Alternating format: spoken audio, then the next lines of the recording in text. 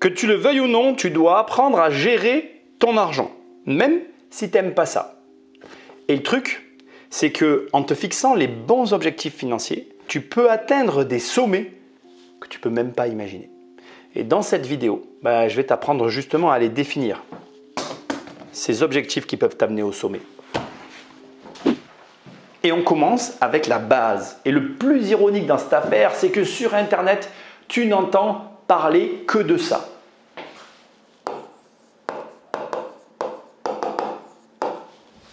Les revenus passifs. Sauf que on oublie trop souvent de les opposer aux revenus actifs. Alors attention, avant que j'aille plus loin, je te précise, c'est important, qu'on ne parle pas d'actifs et de passifs ici. Je te parle de revenus passifs et de revenus actifs. Et sur Internet, on ne te parle que des revenus actifs. Sauf que le premier objectif que tu dois te fixer, ce n'est pas d'avoir des revenus passifs. Ton premier objectif, c'est d'avoir des revenus actifs forts. Alors je t'explique et tu vas comprendre. Même si ce que je vais te montrer est une lapalisse, il faut quand même que tu le vois. Si tu gagnes 50 € par mois et que c'est la somme que tu peux allouer à un placement à 10%, tu es d'accord avec moi que ce placement va te rapporter 5 €. On ne parle pas d'impôts ni rien, il faut tout déduire derrière, je sais, mais restons simples pour que tu comprennes le concept. Si tu te concentres sur tes revenus actifs et que, au lieu d'avoir 50 € à allouer à tes placements parce que tu as augmenté ta valeur personnelle, tu te retrouves avec 200 € à allouer à ces mêmes placements, on est d'accord que toujours sur la même base, oui je sais, c'est une lapalisse, tu gagnes plus d'argent, tu gagnes 4 fois plus d'argent. Tout ça parce que tu t'es concentré d'abord sur tes revenus actifs. Ça veut dire quoi? C'est quoi le premier objectif? Je te pose la question. Le premier objectif, il est très simple. Augmente tes compétences. Tes compétences qui vont te permettre d'obtenir le maximum que tu peux obtenir de tes revenus actifs qui produira mécaniquement le maximum que tu peux obtenir de tes revenus passifs. C'est une évidence, mais tout le monde ne te parle que de ça. Je remets l'église au centre du village. On passe au deuxième objectif. Oui, je sais, je parle encore d'un sujet dont tout le monde parle en permanence sur Internet. Mais là encore, je vais te surprendre. Tu sais très bien qu'on te dit toujours la même chose, tout le temps. On te dit, il y a la mauvaise dette et il y a la bonne dette. On est d'accord? Même je vais aller plus loin que ça. Qu'est-ce qu'on te dit? On te dit, oui, le crédit immobilier, c'était pas cette couleur que je voulais, je vais y arriver, ne t'inquiète pas. Le crédit immo, non, c'est pas dire, je me suis trompé, tu vois. Le crédit immo, c'est de la bonne dette, c'est ça qu'on te dit. Et le crédit conso, c'est de la mauvaise dette. C'est ça qu'on te dit, c'est vrai. Écoute bien, c'est important. Regarde. Imaginons que j'ai vendu un de mes biens immobiliers sans hypothèque et que j'ai gardé l'argent pour m'acheter une voiture, une télé, un canapé. Donc j'ai consommé avec mon crédit immo. Est-ce que ma dette est bonne? Attends, je n'ai pas terminé. J'ai un crédit conso, mais avec ce crédit conso, j'ai acheté de l'or. Est-ce que ma dette est mauvaise? Est-ce que tu as compris quel est l'objectif de cette compétence? Qui n'est pas du coup de s'endetter, qui est, oui c'est ça, de comprendre et maîtriser la dette, de t'éduquer sur comment utiliser la dette et en tirer profit. Moi j'ai aucun problème à ce que tu fasses des crédits conso pour acheter de l'or, je te le dis comme je le pense. Et par contre j'ai un énorme problème si, quand tu vends ta maison sans hypothèque, tu utilises l'argent pour aller t'acheter une voiture. Et ne fais pas comme si ça n'existait pas, tu sais comme moi qu'il y a des gens qui le font. Question subsidiaire, mais néanmoins importante, comment je fais pour m'éduquer sur la dette? Tu tapes crise financière, juste crise financière, avec ou sans accent sur Amazon. Tu as ce livre qui apparaît en première page. Survivre à une crise financière. Regarde, il y a même écrit sauver son épargne, sécuriser ses placements, protéger ses économies. Ce livre t'apprend à maîtriser la dette et à comprendre tout ce qui se cache derrière. Et il y a d'autres livres. Éduque-toi. Je sais que c'est une évidence. Et pourtant, vous êtes trop nombreux à ne pas le faire et à ne pas bien comprendre qu'en fait, on ne vous dit pas de vous endetter, on vous dit de comprendre. et de maîtriser la dette. Ce n'est pas tout à fait pareil. On améliore ce que l'on mesure. Sous-entendu, tu n'amélioreras pas ce que tu ne mesures pas. L'objectif que tu devrais te fixer, c'est donc de mesurer le maximum de choses dans ta vie financière. Mais ça ne doit pas devenir non plus un calvaire. Donc là, on a la partie numérique et là, on a la partie papier. Ok ? On va commencer par la partie numérique parce que, à mon avis, c'est plutôt, je dirais, le plus simple. Donc là, regarde, tu vois tout de suite mes dossiers personnels. Et là, on a, tu vois, ce que j'ai appelé, bilan financier à jour. Et regarde, je me mets sur le petit dossier, je vais mettre là. Et là, regarde, je l'ai tenu à jour.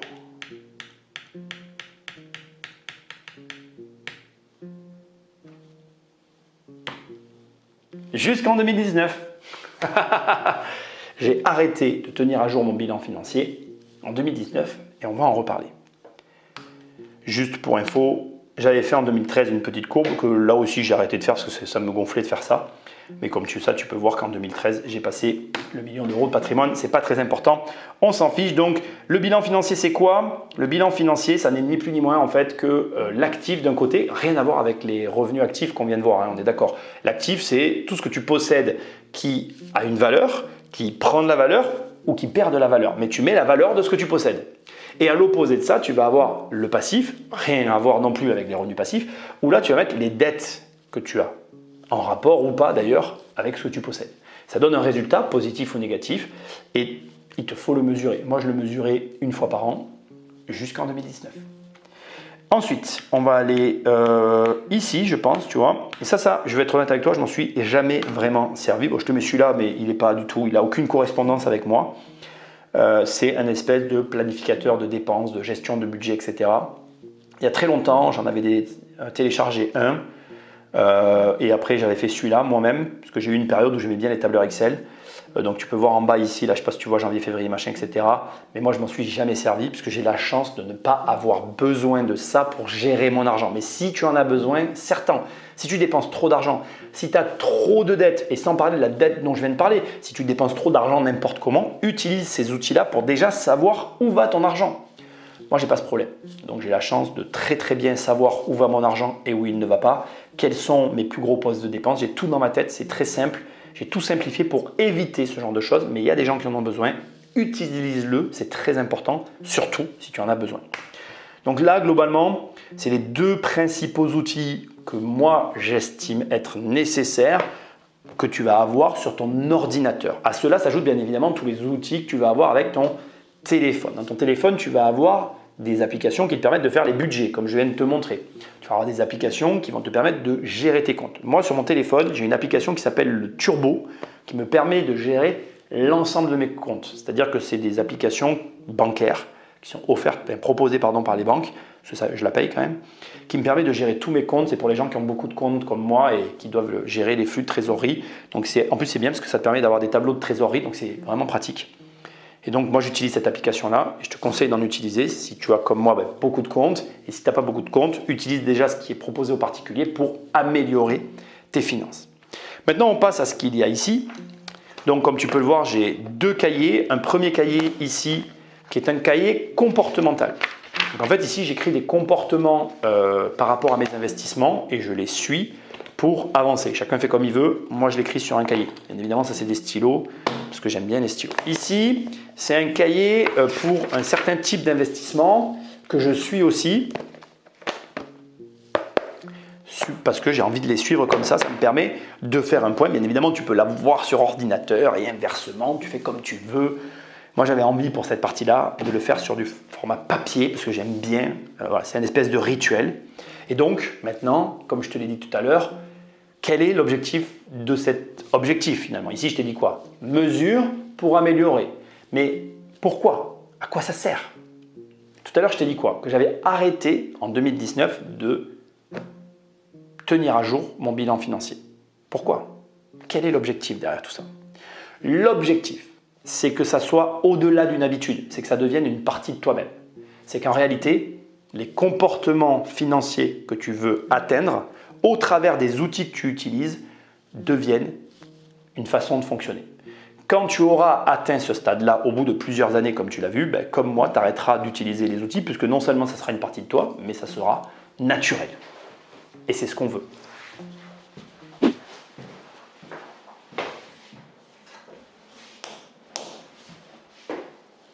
Multiplie tes revenus. Et là encore, on va voir quelque chose que tu as déjà vu plein de fois, mais qui est pourtant hyper important. On va le faire très simplement. Ok, moi j'aime bien les choses simples, même si ça peut être vraiment amélioré après derrière. On va prendre un schéma classique, tu vois, voilà. On va faire ça et on va faire ça. Voilà, hop là. On va faire ça, ça, voilà, et on va faire ça. Donc là, on a deux personnes, tu vois, et puis lui, il va avoir fait ça, ça, ça, ça, voilà, et puis ici, on va remettre encore un truc, je sais pas moi, on va faire ça là, tu vois, comme ça, hop. Voilà. On a donc deux personnes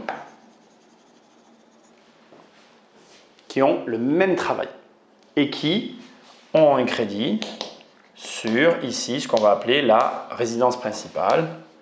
Voilà. Et ici un crédit, le même crédit, la même vie sur leur voiture. Jusque-là, tout est pareil, à part que comme tu peux le voir, ici, lui, il a une petite différence. Ici, il a une trésorerie positive sur ici des biens qu'il a aussi achetés à crédit, on est d'accord. Et ici, il a, on va faire le signe du dollar, il a des revenus qui viennent un petit peu de la bourse et un peu des revenus qui viennent des crypto-monnaies. Bon, ça peut être n'importe quoi, on s'en fout, ok? Scénario très simple, très basique, très réaliste. Hein. L'entreprise des deux fait faillite, ok? Donc, ils perdent leur revenu principal. Lequel des deux peut maintenir, attention, écoute bien ce que je vais dire, c'est important. Lequel des deux peut maintenir son train de vie le plus longtemps en l'état? Je ne te parle pas de vivre, on est bien d'accord, je crée volontairement une nuance. Je n'ai pas demandé lequel des deux peut vivre sans revenu. J'ai bien conscience que tu vois, par exemple, là, il n'y a que deux petites maisons, un peu de bourse, il ne peut pas vivre. Mais il peut maintenir son train de vie plus longtemps que lui. Lui, il est dans l'urgence, d'accord? Et surtout, il a du stress. Je vais te poser juste une question très simple et je te laisserai le soin d'y répondre, ok? Lequel des deux est le mieux à même de prendre les bonnes décisions? Bien évidemment, les deux sont mal. Ils ont perdu leur travail. C'est pas cool comme expérience. Mais tu comprends ce que je veux dire. Là-bas, il y a plus d'urgence, il y a plus de stress parce qu'il n'y a rien pour se rattraper. Tu pourrais me dire, oui, mais il peut y avoir de l'épargne. Mais peu importe, ça ira très vite, quoi qu'il y ait. Là, il a plein de solutions parce qu'il a plein de choses. Plus tu vas avoir d'éléments qui gravitent autour de toi, moins quand un revenu est amené à disparaître, ta situation est grave. Quelle est la compétence que tu dois apprendre? C'est une connaissance et c'est la compétence qui consiste à multiplier les sources de revenus. Rapidement, je vais ici te présenter deux petites stratégies parce que j'ai envie de te les donner parce que voilà, c'est comme ça que je vois les choses. Stratégie la plus connue que tu trouveras partout, qui pourrait se décomposer comme suit. En gros, ça consiste à dire que tu prends les 100 euros que tu as, je fais une faute déjà, tu vois. Tu prends les 100 euros que tu peux investir tous les mois et du coup, tu les décomposes en 3 ou des fois, il y en a qui les décomposent en 5. Enfin bref, tu fais comme tu as envie et tu mets un peu dans l'IMO, un peu dans la bourse, par exemple. Bon, je l'ai mal écrit, mais tu as compris. Et un peu dans la crypto. Et voilà, c'est la fameuse phrase dont tout le monde te parle. On ne met pas tous ses œufs dans le même panier. Juste pour ton information, je ne te préconise absolument pas d'opter pour cette stratégie. Ce n'est pas ma méthode de travail. Moi, dans tout ce que je fais, que ce soit mes livres, mes formations, mes coachings, ma méthode à moi, c'est plutôt de dire on prend un actif, on se concentre dessus jusqu'à ce qu'on arrive à 10 000 euros bruts par mois, hein, je précise, 120 000 euros par an. Et quand on a atteint ce niveau-là, après, on se diversifie. Voilà. Bon, je ne vais pas l'écrire, mais tu as compris. Voilà, juste après, on attend d'atteindre ça, c'est le premier objectif. Et ensuite, voilà. Mais ça, c'est une transition pour le dernier point. Je vais t'expliquer.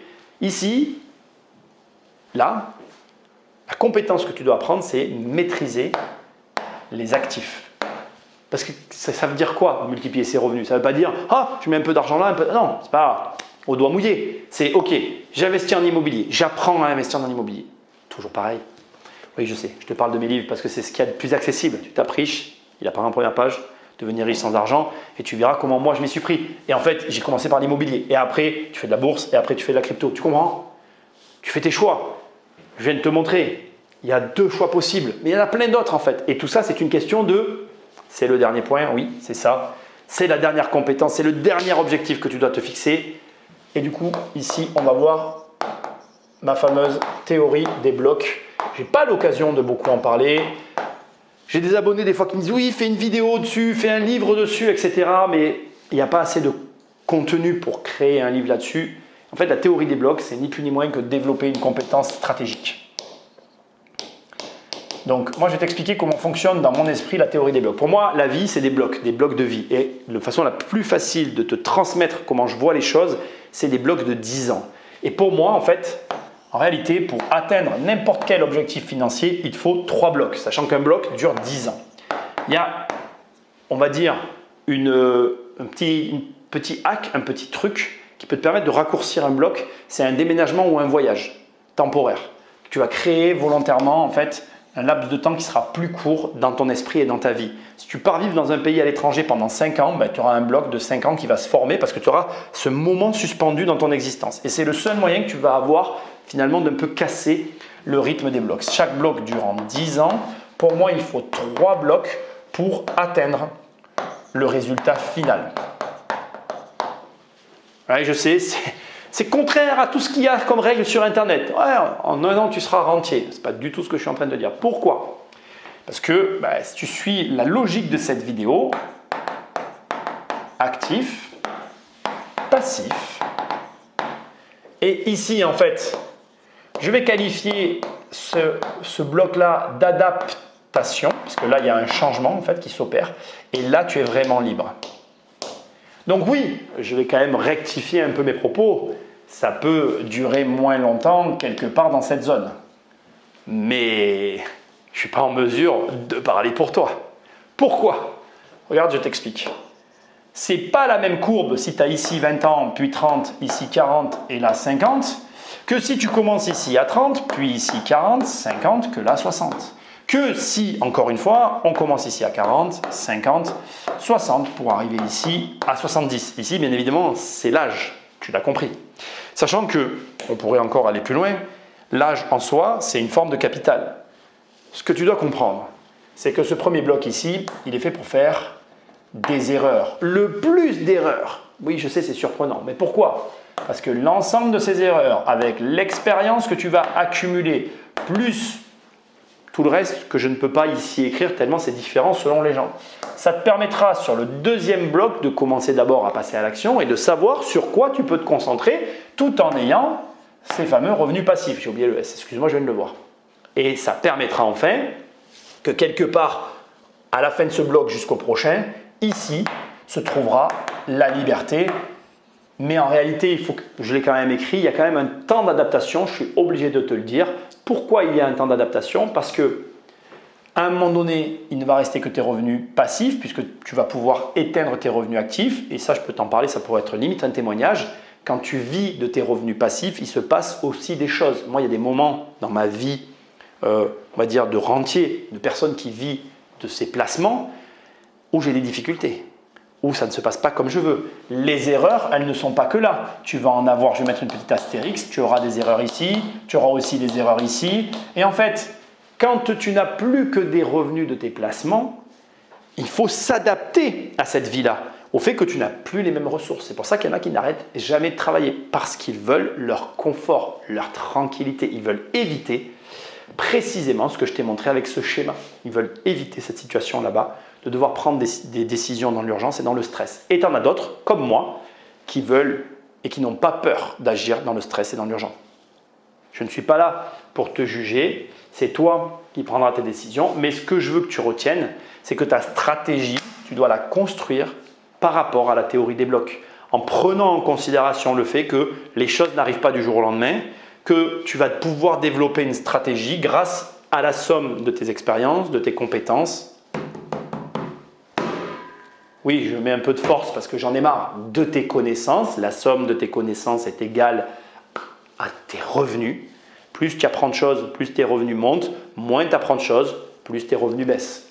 Parce que tu le vois, la vie, elle évolue. Et donc, tu as un laps de temps comme ça à attendre. Moi, j'ai eu la chance de commencer à 23 ans ici. J'ai eu la chance de finir ici à 36 ans. Donc, tu vois, regarde, c'est pas ouf. J'ai atteint mes objectifs, c'est-à-dire que j'ai atteint mes premiers objectifs à 36, j'ai atteint mes seconds objectifs vers 41 ici. Voilà, tu vois, j'avais d'autres objectifs et maintenant je vogue vers d'autres objectifs. Donc, tu vois, il n'y a pas de règle.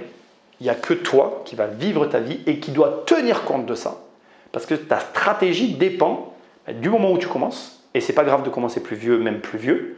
L'important, c'est juste de dire, il va me falloir un laps de temps parce qu'il faut que tout ça, ça se fasse. Et en fonction de l'énergie que tu mets, de la concentration que tu vas avoir sur tes revenus actifs, comme je te l'ai montré tout à l'heure, ça ira plus ou moins vite. Sans oublier la façon dont tu utilises la dette et aussi les revenus que tu ajoutes à ton revenu actif. Bon, bien évidemment, si tu ne mesures pas tes efforts, tu ne pourras rien améliorer. Donc, les outils choisis pour l'amélioration ont aussi leur importance. Mais bref, je ne vais pas te refaire la vidéo, hein, tout est important. Mais j'ai quand même une mise en garde pour conclure. Ne te compare pas. Nous, les humains, on fonctionne beaucoup par comparaison. Et financièrement, c'est une énorme erreur que de comparer sa position à celle de l'autre, son avancement à celui d'un autre. Il y a plein de raisons. Mais la principale, c'est la chance. Il n'y a aucun parcours qui soit arrivé sans que la chance ne s'en mêle. Autrement dit, dans notre réussite financière, qui que nous soyons, la chance a eu son mot à dire. Si tu prends mon cas par exemple, il y a des gens qui me disent encore aujourd'hui que j'ai eu la chance de commencer en 2003-2004. Ce qu'ils ne savent pas, c'est que je continue à acheter au prix au mètre carré à des prix qui sont égaux à ceux de 2003-2004. C'est de la chance ça? Ou du travail? Moi-même, je ne le sais pas. Comment veux-tu savoir une chose que moi-même j'ignore? Bien évidemment que dans mon parcours, il y a de la chance. Je ne le nierai jamais. Mais je ne sais pas précisément où elle se situe. Comment veux-tu toi-même le savoir? Je te laisse me le dire en commentaire. Tu dois avoir une petite idée. Mais bref, tu vois où je veux en venir. Donc ne te compare pas. Parce que la chance, elle te sera cachée la plupart du temps. Parce que les personnes comme moi, on l'ignore. Enfin, en tout cas, on ne peut pas le dire. C'est précisément ça qui m'a provoqué de la chance. Tant bien même tu arrives à la découvrir, à dire c'est ça qui a fait que tu as réussi. Bon ok, et après, tu ne peux pas la reproduire, tu ne peux pas la remélanger dans ta vie. Et ça nous amène au troisième et dernier point qui est le plus frustrant, je te le concède. Je te donne la totalité des éléments que j'ai eus pour réussir ma première puis ma deuxième. À chaque fois, tu as tous les mêmes ingrédients que moi pour chacune de mes opérations et tu as exactement les mêmes opérations. Tout pareil. Bien, tu sais quoi? On n'aura jamais le même résultat. Et ça, financièrement, il faut le savoir en fait. Tu peux tout remettre dans le même contexte. Tu changes une personne, le résultat sera différent. Donc, ne te compare pas financièrement. Concentre tous tes efforts sur les objectifs qui produisent le plus de résultats sur toi et personne d'autre. Il n'y a que ça qui est important. Tu prends les objectifs que je t'ai donnés, tu regardes dans les 5 objectifs qu'il y a dans cette vidéo, celui qui a le plus d'impact dans ta vie, tu te concentres et tu travailles dessus, tu travailles jusqu'à ce que tu aies les meilleurs résultats possibles. Petit conseil au passage, moi personnellement, si je regardais une vidéo comme celle-là, je classerais les conseils qui ont été donnés, les objectifs de celui sur lequel je suis le plus faible à celui sur lequel je suis le plus fort et je commencerai par le plus faible pour aller vers le plus fort. Et comme ça, je monte en compétence, j'augmente mes revenus et j'enquille vers la liberté. Tu fais comme tu veux, c'est un conseil de fin, prends-le ou ne le prends pas. Si tu as besoin d'aide, tu vas sur immobilier-compagnie.com et là, tu peux prendre un coaching avec moi. Il n'y a pas personne d'autre, ça sera moi forcément. Tu peux prendre mes livres, bien sûr. Tu peux avoir mes formations, rentier débutant, rentier expert. Je fais de toi un rentier immobilier. Je te montre comment j'ai fait, pas à pas. En plus, tu devrais aller voir, les tarifs sont raisonnables. Bref, like, partage, abonne-toi. Je ne suis pas inquiet, tu vas trouver. Et je te dis à très bientôt dans une prochaine vidéo. Salut!